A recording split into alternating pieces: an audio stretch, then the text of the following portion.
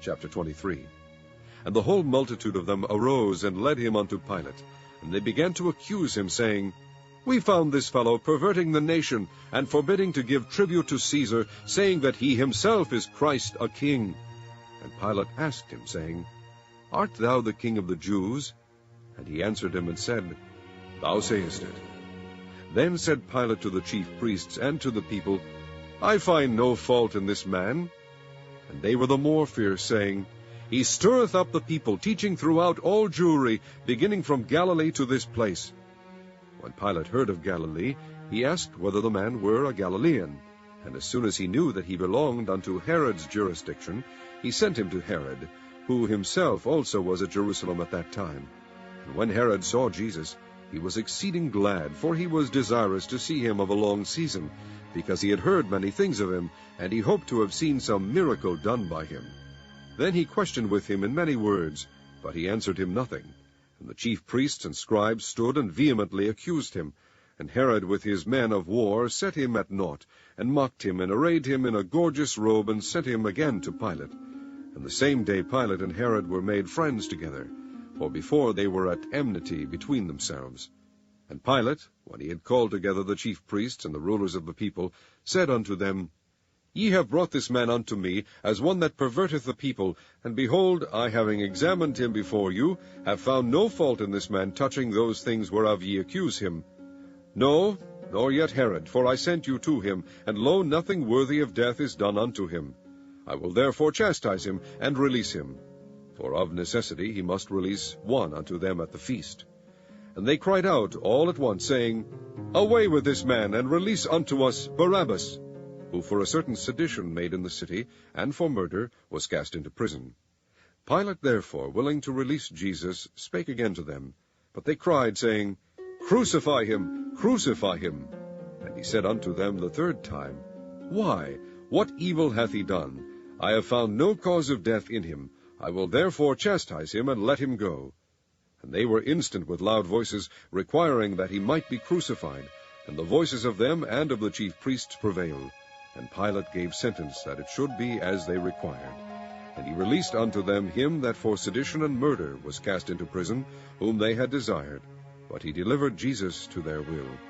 And as they led him away, they laid hold upon one Simon, a Cyrenian, coming out of the country, and on him they laid the cross, that he might bear it after Jesus. And there followed him a great company of people and of women, which also bewailed and lamented him. But Jesus, turning unto them, said, Daughters of Jerusalem, weep not for me, but weep for yourselves and for your children. For behold, the days are coming, in the which they shall say, Blessed are the barren, and the wombs that never bare, and the paps which never gave suck. Then shall they begin to say to the mountains, Fall on us, and to the hills, Cover us. For if they do these things in a green tree, what shall be done in the dry? And there were also 2 other malefactors led with him to be put to death. And when they were come to the place which is called Calvary, there they crucified him, and the malefactors, one on the right hand, and the other on the left. Then said Jesus, Father, forgive them, for they know not what they do. And they parted his raiment, and cast lots. And the people stood beholding, and the rulers also with them, deriding him, saying, He saved others, let him save himself, if he be Christ, the chosen of God. And the soldiers also mocked him, coming to him, and offering him vinegar, and saying, If thou be the King of the Jews, save thyself. And a superscription also was written over him in letters of Greek, and Latin, and Hebrew, This is the King of the Jews. And one of the malefactors which were hanged railed on him, saying, If thou be Christ, save thyself and us. But the other answering rebuked him, saying, Dost not thou fear God, seeing thou art in the same condemnation?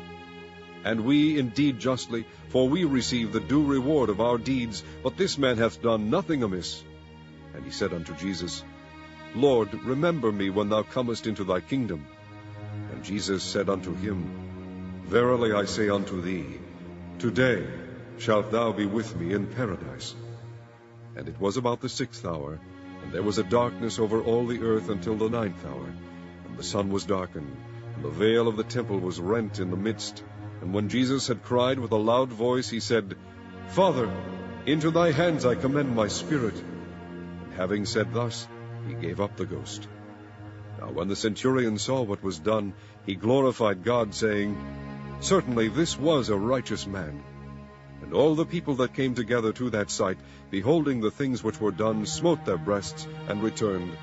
And all his acquaintance, and the women that followed him from Galilee, stood afar off, beholding these things. And behold, there was a man named Joseph, a counselor, and he was a good man, and a just. The same had not consented to the counsel and deed of them. He was of Arimathea, the city of the Jews, who also himself waited for the kingdom of God. This man went unto Pilate, and begged the body of Jesus.